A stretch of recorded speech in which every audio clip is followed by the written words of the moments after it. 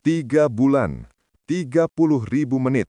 Latihan yang begitu keras, sampai para mekanik pun ikut terdiam melihat perkembangan seorang remaja Indonesia yang melawan batas tubuhnya sendiri. Nama itu, Veda Ega Pratama. Dan hari ini, dunia balap mulai bertanya-tanya, apa yang sebenarnya terjadi selama training brutalnya? Karena dari luar, semua tampak biasa, sekadar pembalap muda naik kelas. Tapi dari balik pintu tertutup pedek, terdengar kabar bahwa program latihan ini begitu intens. Latihan neraka milik Veda mencampur endurance fisik, adaptasi motor Eropa, repetisi mental, dan simulasi balap yang dibuat sedekat mungkin dengan kondisi Moto3. Dalam satu hari, ia bisa menjalani kombinasi long run, sprint, dan analisis telemetri yang memakan waktu hingga larut malam. Bahkan, beberapa rekan tim menyebut, dia pulang paling akhir, masuk paling awal. Tekanannya bukan hanya soal kecepatan, tapi konsistensi. Kecepatan itu mudah dicari, tapi konsistensi adalah mata uang sesungguhnya di kejuaraan dunia. Program ini memaksa Veda menguatkan otot leher, memperbaiki kontrol pengereman, dan menguasai gaya racing yang lebih agresif dari Asia Talent Cup. Dan di tengah intensitas itu, satu hal jadi jelas, Veda tidak hanya berusaha naik kelas, ia mempersiapkan diri untuk bertahan dan kemudian menyerang. Inilah yang membuat latihan ini dijuluki neraka, karena setiap sesi menuntut versi terbaik dirinya. Di balik kemajuan, ada satu insiden yang hampir menghentikan seluruh perjalanan. Sumber menyebut sebuah sesi intensif di mana Veda melewati limit latihan fisik, membuat tim harus menghentikan program beberapa jam lebih awal. Bukan kecelakaan besar, hanya momen ketika tubuhnya memberi sinyal bahwa batas itu sangat tipis. Tetapi di dunia balap, sinyal itu cukup membuat staf medis berhati-hati. Hebatnya, Veda tidak menganggap momen ini sebagai kegagalan. Ia justru menyebutnya pengingat penting bahwa Moto3 bukan permainan. Dari titik itu, programnya bukan melemah, tetapi semakin terstruktur, semakin disiplin, semakin tajam. Momen ini menjadi transisi dari anak bertalenta menjadi atlet yang memahami risiko dan tuntutan profesionalisme. Dan setelah utuh melewati fase ini, satu hal jadi jelas, tidak ada lagi yang bisa menghalangi fokusnya. Di balik kamera, pedok selalu menyimpan dinamika, perubahan kru, tekanan sponsor, dan ekspektasi dari tim besar. Untuk Veda, ini bukan hanya tentang motor, ini tentang membuktikan bahwa ia layak berada di barisan pembalap dunia, meski datang dari negara yang jarang punya wakil di grid Moto3.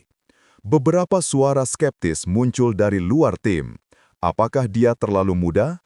Apakah adaptasinya cukup cepat? Bisakah ia menghadapi tekanan global?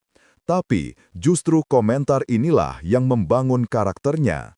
Sebab setiap kali kamera tidak menyala, tim melihat pola sama. Veda bekerja lebih keras, bertanya lebih banyak, dan menganalisis setiap data telemetri dengan fokus serius.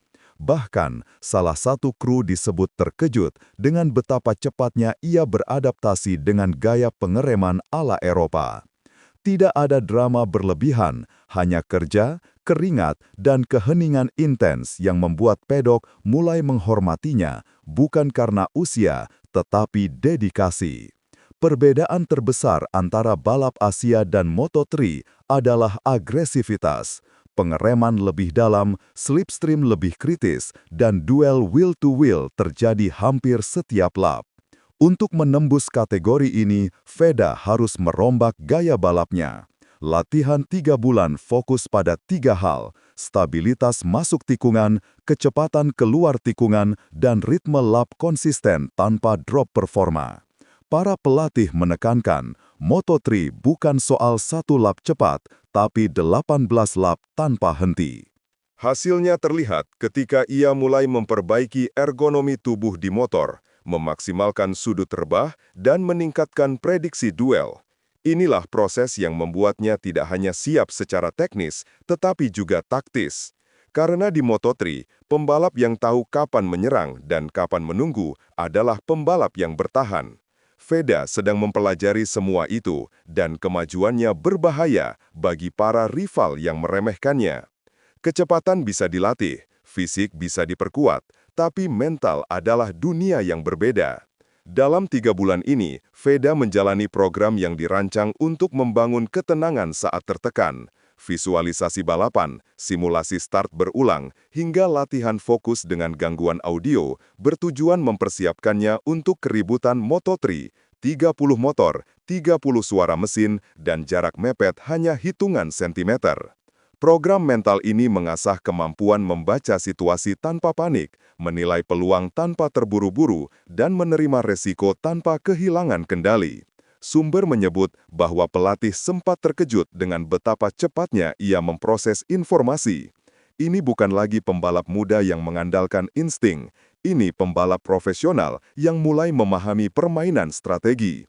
Dan di kejuaraan dunia, mental yang kuat seringkali lebih menentukan daripada tenaga mesin.